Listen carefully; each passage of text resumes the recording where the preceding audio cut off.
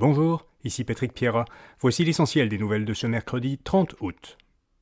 François Legault s'est vivement défendu hier d'avoir menti avant les dernières élections concernant le troisième lien. Jamais je serai capable de prendre un engagement en sachant que je ne le tiendrai pas, a dit le Premier ministre, soutenant qu'il n'avait jamais été question pour lui d'abandonner le projet autoroutier avant les élections. Legault a par ailleurs confirmé que Marie-Annick Chouary, fondatrice de l'organisme Vide ta sacoche, serait la candidate de la CAQ dans Jean Talon à Québec. Selon plusieurs médias, François Legault déclenchera l'élection partielle aujourd'hui et le vote aura lieu le 2 octobre.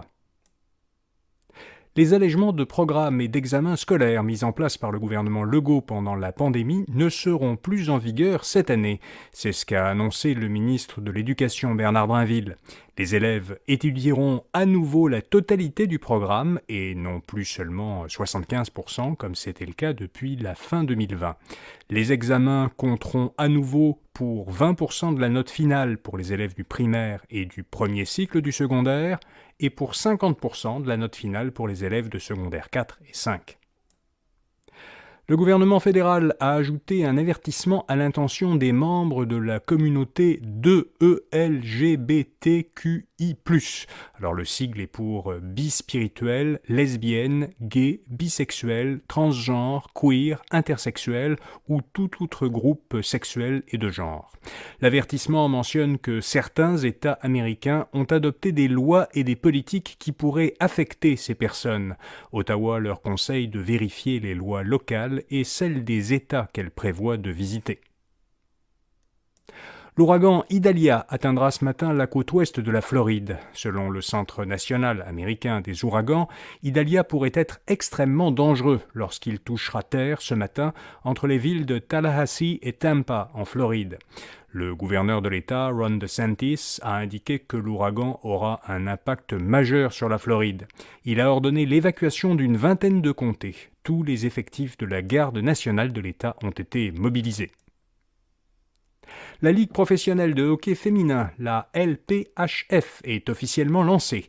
Les matchs débuteront en janvier avec 6 équipes nord-américaines, Montréal, Toronto, Ottawa, New York, Boston et Minneapolis-Saint Paul au Minnesota. Les équipes commenceront à recruter leurs joueuses à compter de vendredi. La majorité des joueuses pionnières seront sélectionnées le 18 septembre lors d'un repêchage. La LPHF sera soutenue financièrement par Mark Walter, PDG de la société américaine de services financiers Guggenheim Partners et copropriétaire de l'équipe de baseball des Dodgers de Los Angeles. Selon plusieurs médias, l'entreprise immobilière montréalaise Groupe MAC a déposé une offre d'achat pour acheter les grands immeubles locatifs qui étaient la propriété du groupe Huot de Québec.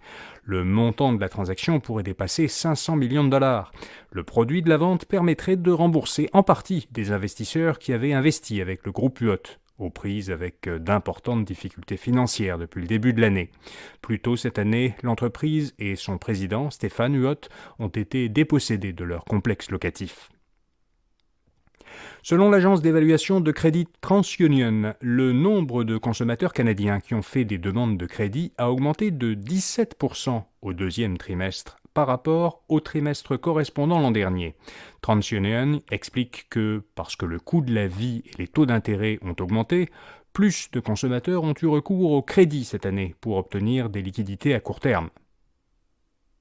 Google a présenté hier plusieurs modèles d'intelligence artificielle destinés à être utilisés par les entreprises. Le géant californien a conclu plusieurs partenariats pour rendre accessibles certains modèles à ses clients. L'un de ces partenariats doit permettre aux clients du service Google Cloud d'utiliser Llama 2, le modèle de langage intelligence artificielle de Meta. Enfin, Burger King va devoir défendre en justice la taille de ses hamburgers. La chaîne américaine de restauration rapide, qui est la propriété de l'entreprise canadienne Restaurant Brands International, est la cible d'un recours collectif aux États-Unis. Les poursuivants reprochent à l'enseigne de présenter en photo dans ses succursales des hamburgers un tiers plus gros et mieux garnis que ceux réellement servis aux clients. Burger King a tenté d'empêcher la tenue d'un procès en plaidant qu'elle n'était pas obligée de vendre des hamburgers identiques aux photos, Mais un juge a décidé que ce serait à un jury de trancher la question. Voilà, vous savez l'essentiel. Bonne journée et à demain matin.